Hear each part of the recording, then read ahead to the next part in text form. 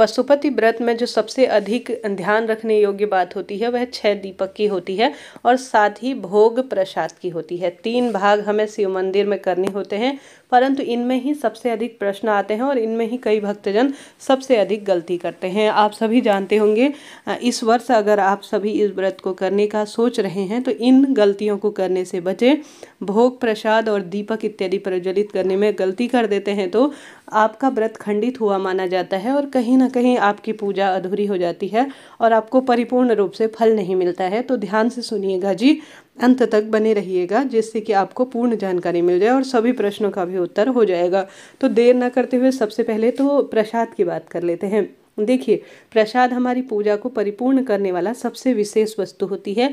भगवान को हम समर्पित करते हुए भाग से अपने मन की कामना कहते हैं। तो फर्स्ट सोमवार से आप पशुपति व्रत करेंगे तो आप सभी को क्या करना है, जो प्रसाद है आप चाहें तो हलवे का बना सकते हैं, चाहे तो आप खीर का बना सकते हैं, चाहे तो कोई अन्य वस्तु है तो आप जो है जैसे साबूदाने की खीर बना सकते हैं, आप जो मखाने की खीर होती है वह बना सकते हैं। इच्छा आपकी है चूरमे का आप बना सकते हैं, यह आपकी इच्छा है। अब आप सभी के प्रश्न आते हैं सबसे पहले कि दीदी हमारा बेटा कर रहा है, बेटी कर रही है या पति कर रहे हैं इस व्रत को, तो क्या हम प्रसाद बना सकते हैं। देखिए, समय का अभाव है तो यह आप बना सकते हैं। अच्छी तरह से पूरी रसोई को शाम के समय प्रदोष काल में साफ किया जाता है और उसके बाद अच्छी तरह से शुद्ध घी या तिल के तेल का प्रयोग कर आप प्रसाद बना सकते हैं। परंतु व्रती स्वयं से भगवान के लिए प्रसाद बनाए तो और अधिक फल इसके मिलते हैं, परंतु समय का अभाव रहता है, आता नहीं है बनाना। तो देखिए, कई बार जो बच्चे होते हैं वह व्रत करना चाहते हैं तो अपनी मनोकामना कहते हुए महादेव के लिए, तो उन्हें आता ही नहीं है बनाना, तो आप उनकी पूजा की थाली तैयार कर भोग प्रसाद बना सकते हैं। कोई दोष नहीं है, कोई दिक्कत की बात नहीं है। अब प्रश्न आता है कि क्या हर सोमवार अलग अलग प्रसाद बनाना चाहिए। नहीं, ऐसा कुछ भी नहीं है। चाहे तो आप प्रत्येक सोमवार अलग अलग प्रसाद बना सकते हैं, चाहे तो सिर्फ एक तरह का ही प्रसाद बना सकते हैं। बस इस बात का ध्यान रखना है कि प्रसाद मीठा ही होना चाहिए। नमक युक्त प्रसाद किसी भी स्वरूप में सोमवार के कोई भी व्रत होते हैं उनमें न तो प्रयोग में लिया जाता है, न ही भगवान को भोग लगाया जाता है। तो इस बात का ध्यान रखते हुए ही अपने व्रत को संपूर्ण कीजिएगा। अब प्रसाद आपको कोई भी बना लेना है। अब कोई भी आपको प्लेट लेनी है, स्टील की कटोरी ले सकते हैं, कागज की डिस्पोजल की बनी हुई ले सकते हैं, परंतु प्लास्टिक को ना ले काम में, इस बात का आप ध्यान रखिएगा। अब प्रसाद आपने 3 भाग अपनी पूजा की थाली में रख लेने हैं।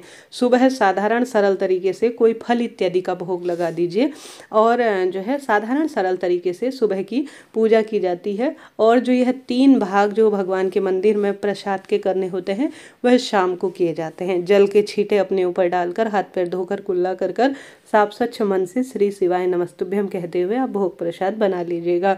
3 भाग आपको मंदिर ले जाने होते हैं, तो मंदिर आपको ले जाने हैं तो आप सभी को जो पूजा की थाली में है उसे धोना नहीं है। उसी पूजा की थाली में जिसमें आपने शाम की पूजा सामग्री रखी है उसमें ही आपको 3 भाग अच्छी तरह से प्रसाद के भी रख लेने हैं। ठीक है, यह बात आपने रख ली। अब बात आती है दीपक की। दीपक आपको 6 रखने हैं। आटे के बनाइए चाहे मिट्टी के ले लीजिए, परंतु मिट्टी का दीपक ले रहे हैं तो साफ़ सुथरा होना चाहिए। आटे के दीपक बना रहे हैं तो ताज़ा आटा आपको गूंदना है। फ्रीज में आपने रोटी बनाई थी सुबह, उसी में से आटा ले लिया, ऐसी गलती ना करें। आटा ताज़ा गूंदिए और नमक इत्यादि का उसमें प्रयोग नहीं करना है। इस बात का ध्यान रखते हुए साफ स्वच्छ मन से आप आटा लगाइए, नहीं तो मिट्टी के दीपक साफ सुथरे होने चाहिए। पहले से प्रयोग में हुए दीपक भी आप कई बार काम में ले सकते हैं। अब इसमें घी का ही प्रयोग करें, तिल का तेल भी ले सकते हैं, परंतु सरसों के तेल का प्रयोग नहीं लिया जाएगा। वह सिर्फ शनि देवता और माता रानी के स्वरूप के रूप में ही काम में लिया जाता है। इस दिन सोमवार के दिन सिर्फ घी या तिल के तेल का ही प्रयोग किया जाएगा। अब आप चाहें तो इसमें गोलबत्ती महादेव के निमित्त आप काम में ले सकते हैं। 6 दीपक रखने होते हैं, इस बात का ध्यान रखें, और गोलबत्ती के ही लगेंगे। अब यहाँ पर आप माँ भवानी के नाम का भी एक दीपक लगाना चाहते हैं तो 6 में से एक लंबी बत्ती भी आप कर लीजिएगा। अब आपने 3 भाग प्रसाद के ले लिए, पूजा की थाली में रख लिए। 6 दीपक आपको पूजा की थाली में शाम के समय रखना है। प्रदोष काल का वही समय होता है, करीब करीब 4:45 बजे से 7 बजे के आसपास जो है यह समय प्रदोष काल का समय माना जाता है। करीब करीब थोड़ा अंधेरा होने लगे, थोड़ा सा उजाला रहे, यह समय जो है शाम का प्रदोष काल का माना जाता है। इस समय आप अपने पशुपति व्रत को संपन्न कर भाग्य की रेखाएं प्रबल कर सकते हैं।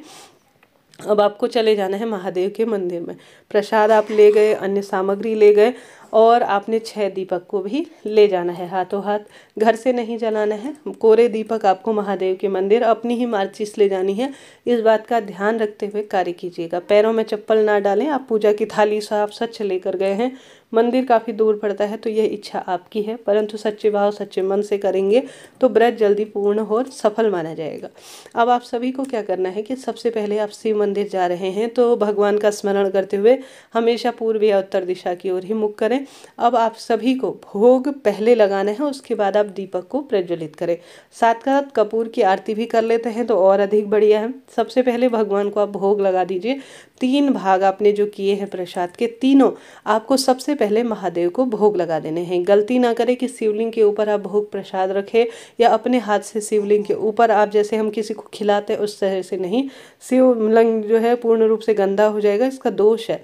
आप प्लेट में जिस तरह से अपने लिए भोजन सर्व करते हैं ठीक उसी तरह से 3 प्लेट आप शिवलिंग के सामने रख दीजिए और प्रार्थना करें कि महादेव मेरे भोग प्रसाद को स्वीकार करें। संभव हो तो तीनों में बेलपत्र जरूर रखिएगा।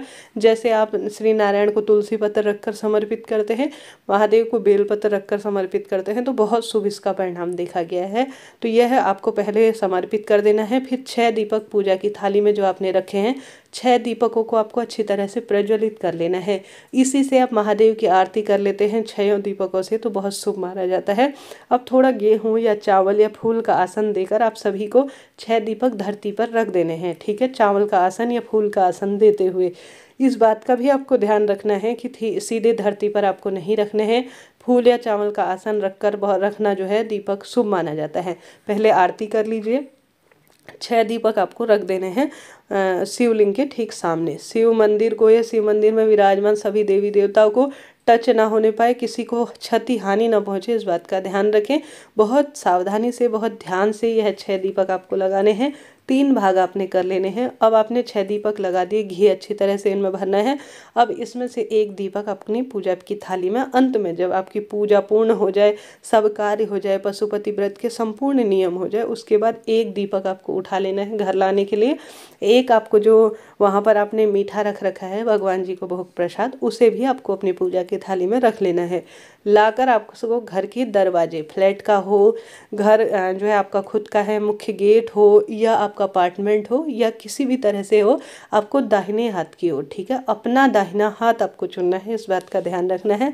अपने दाहिने हाथ की ओर आप सभी को इस दीपक को लगा देना है। यहाँ पर भी आपको चावल का प्रयोग करना है और इस दीपक को लगा देना है। यह हो गई पूरी बात 6 दीपक लगाने की। अगर आटे का दीपक प्रयोग में ले रहे हैं तो सुबह चिड़िया कबूतर या गौ माता को इसे खिला दीजिएगा। ठीक है, इस बात का ध्यान रखें। और जो दीपक बची हुई है तो उसे आप विशेष तौर पर जो है किसी पेड़ के नीचे दीपक बत्ती इत्यादि को रख दीजिएगा।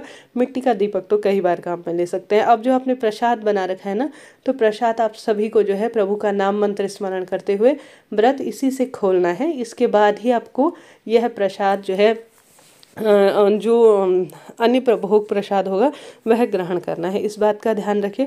कई बार प्रसाद ज़्यादा बन जाता है तो चिंता टेंशन ना करें। देखिए, कम होने से अच्छा है प्रसाद बच जाता है तो बच्चों को वितरित करने में कोई दोष नहीं है, कोई चिंता टेंशन की बात नहीं है। तो इस तरह से आपको भोग प्रसाद का और दीपक का यह श्रेष्ठ कार्य पशुपति व्रत में करना है।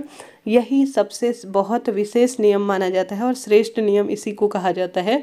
और भी कोई आपके प्रश्न रह गए हो तो आप कमेंट्स में छोड़ दीजिएगा। मैंने पूरी तरह से आपको बताया है कि पशुपति व्रत में कैसे दीपक संबंधी नियम किया जाता है और कैसे आपको पशुपति व्रत में भोजन के 3 भाग करने होते हैं प्रसाद के। मैंने जितना हो सका है इसको कवर करने का प्रयत्न किया है, जितना मैं आपको प्रश्नों का उत्तर दे सकती हूँ। फिर भी कोई चीज़ रह गई हो तो आप अपने अनुसार कीजिएगा। यथाशक्ति तथा भक्ति, जैसा आप में बल है, जिस स्वरूप में आपकी शक्ति है, जैसा आपके क्षेत्र में चलता हो उस अनुसार कार्य कीजिए। अपनी सारी सामग्री ले जाएं, किसी से मांगने की आवश्यकता ना पड़े, इस बात का ध्यान रखें। भगवान आपकी पूजा जरूर मान्य करेंगे, विश्वास से करेंगे। तो शिव महापुराण में बताया गया यह चमत्कारी मंत्र बहुत कारगर और श्रेष्ठ कहा गया है। आपको लग रहा होगा कि दीदी यह बात तो हमें पता है, परंतु आज के नवयुवकों को इन चीज़ों की जानकारी नहीं होती है, तो यह वीडियो बनाना आवश्यक था। आशा है, उम्मीद है मैंने यह वीडियो करके भी दिखाया है कैसे यह दीप लगाए जाते हैं, कैसे पूजा की जाती है। आप इस वीडियो को जरूर से देखिएगा, लाभ मिलेगा। राधे राधे।